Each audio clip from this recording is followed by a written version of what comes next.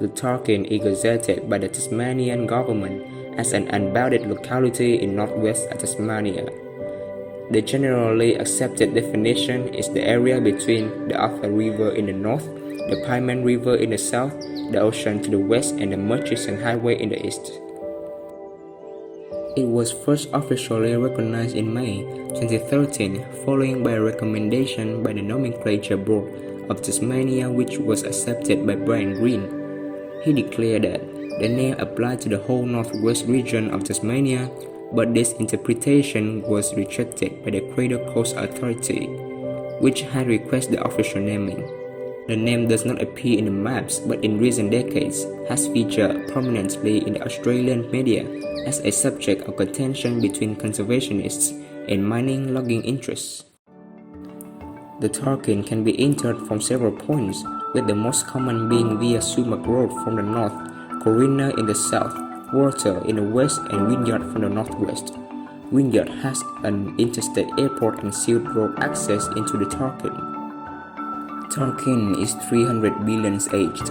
Its name Tarkine means belonging to, or of the Tarkiner, the Aboriginal people who inhabited in the area for at least 12,000 years before the arrival of Europeans.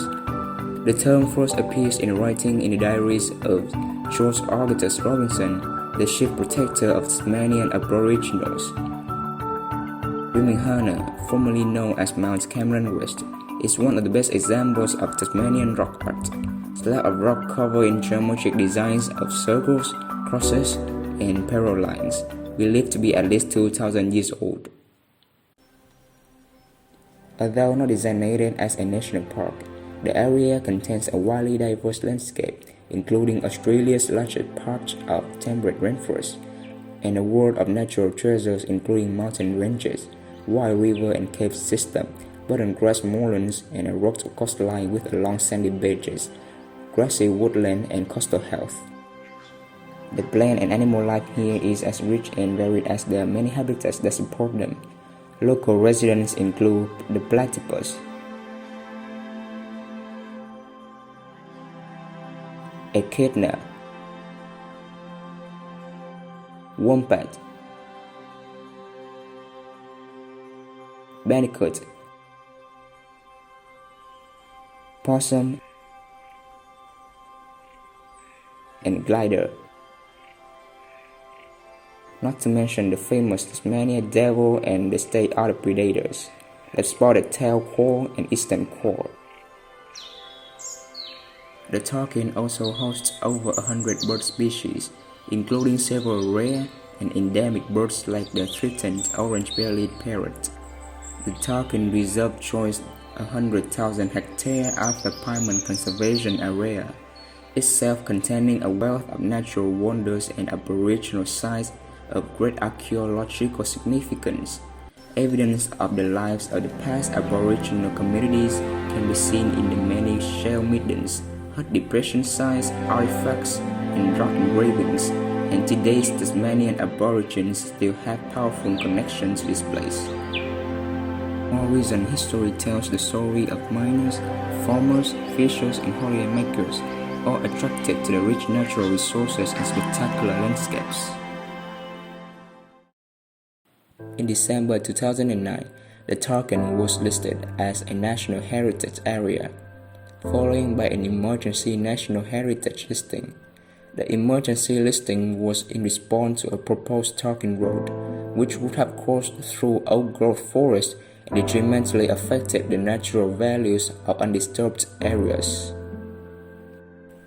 In December 2010, the incoming Environment Minister, Tony Burke, allowed the emergency listing to lapse in the face of numerous mining proposals in the Tarkine. This was despite recommendations from the Australian Heritage Council to permanently list the Tarkine. Minister Burke had further extended the period for reassessment of the Tarkine with the Australian Heritage Council due to a report on the suitability of the Tarkine as a National Heritage location by the end of December 2013.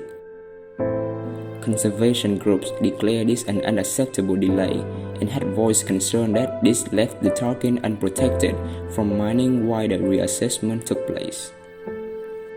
On 8 February 2013, Minister Tony Burke announced that he would reject advice from the Australian Heritage Council that 433,000 hectares should be heritage listed, and instead apply a national heritage listing only to the 21,000 hectares contained in the 2 kilometers wide section along the coastline.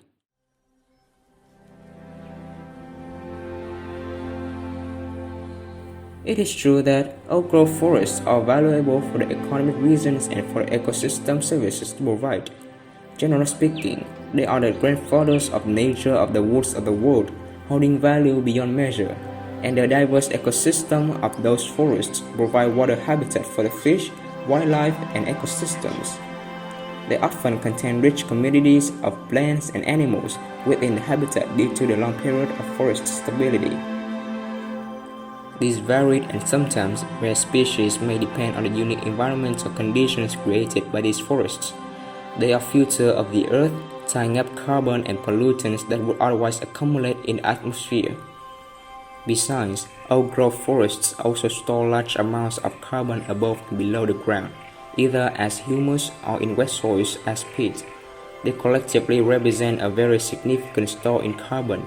Destruction of these forests releases this carbon as greenhouse gases and may increase the risk of global climate change.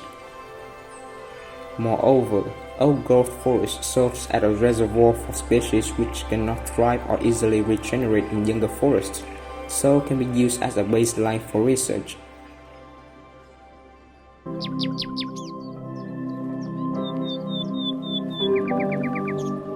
Oak-growth forests need protection wherever they are found and regardless of size. Human impacts have already led to the loss of around 40% of the world's forests, and today, an area the size of the football pitch is still being destroyed every second. Protecting and restoring forests has never been more urgent. We offer 4 suggestions to change the declining trends of the world's primary forests.